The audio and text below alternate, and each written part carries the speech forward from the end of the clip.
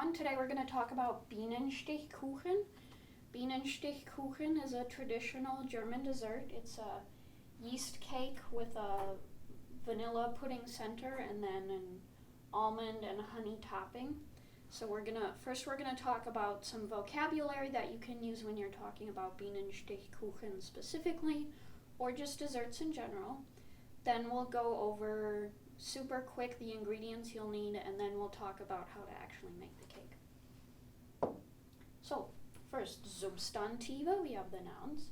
Der Bienenstich, this is where the name of the cake comes from. That means bee sting. No one really knows why. The cake is called Bienenstichkuchen, but a lot of people think it's because of the honey in the topping. So, die Hefe is yeast, so that's important for the dough. This is a yeast cake. Der Teig, you can see what that's pointing to. That is dough. This isn't like a regular cake that has batter. This is a kneaded dough. Der Honig, it's a little hard to see what that's pointing to, but that is honey. Then we have die Mandel is an almond. And finally, die Füllung is that white part in the middle. That is your filling. So, next we have Adjektiven.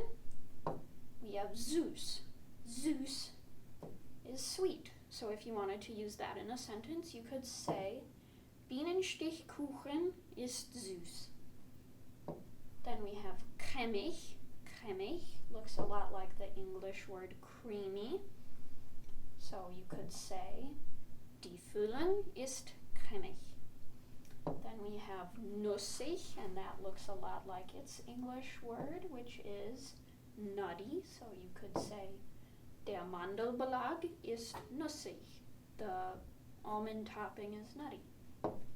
Then we have knusprig, which is crunchy. So you could say, die Mandeln sind knusprig. And saftig.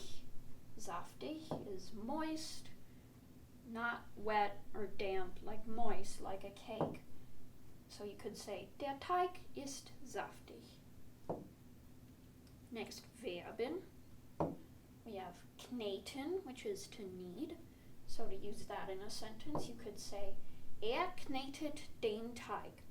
And remember, when you end the stem of a verb with a T, you need to add that extra E in when you conjugate it, so you're not stumbling over yourself in the ESES form or the do form. So it would be knetet or du knetest. Then we have unterrühren. Unterrühren is to mix in. And this is a separable verb, which means you need to take this prefix and put it after the direct object. So you could say, ich rühre die Mandeln unter die Mischung. So I'm stirring the almonds into the mixture. And then backen, that looks pretty much like its English word to bake. So wir backen einen Kuchen mit Mandeln und Honig. Zudecken is to cover, and this is another separable verb, so you need to take that zu and put it at the end again. So you would say, decke den Teig zu, if you wanted to cover the dough to let it rest, for example. And then verteilen, in this case, is to spread, but it can also mean distribute or things like that. So you could say, du verteilst die Füllung auf den Teig. So now here's just a quick list of ingredients. I'm not going to read them all to you, but feel free to pause the video if you're curious. So now we'll talk about the steps. I have the English or the German at the top and the English at the bottom. I'll read the German to you, and you can read along with the English so you know what I'm saying. So, erst, erwärme die Milch. Vermische Mehl, Hefe, Zucker, Milch und Vanille in einer Rührschüssel. Then you'll come to the second step. Knete den Teig mit einem Mixer.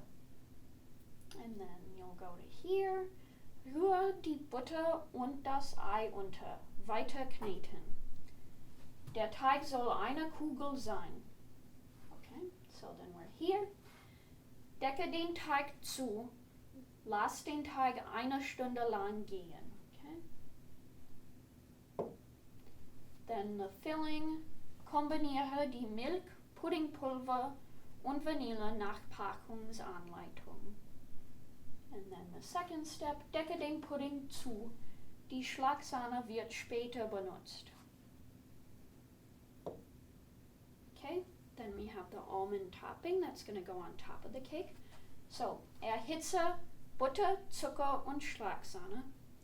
Dann die Butter sollte geschmolzen sein und der Zucker gelöst. Und dann nimm vom Herd und rühre die Mandeln unter.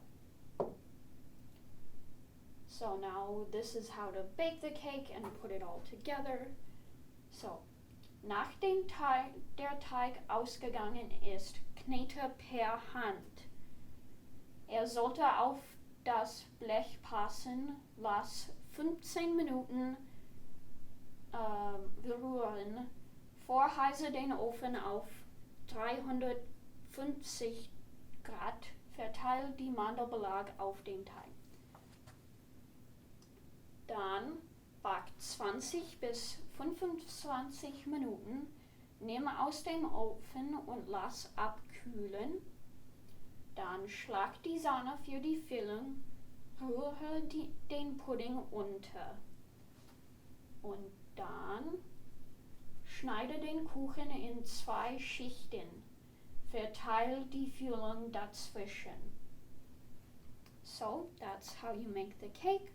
I hope you learned a lot from this lesson and that maybe you'll even want to make this cake. It's very good. You should try it sometime.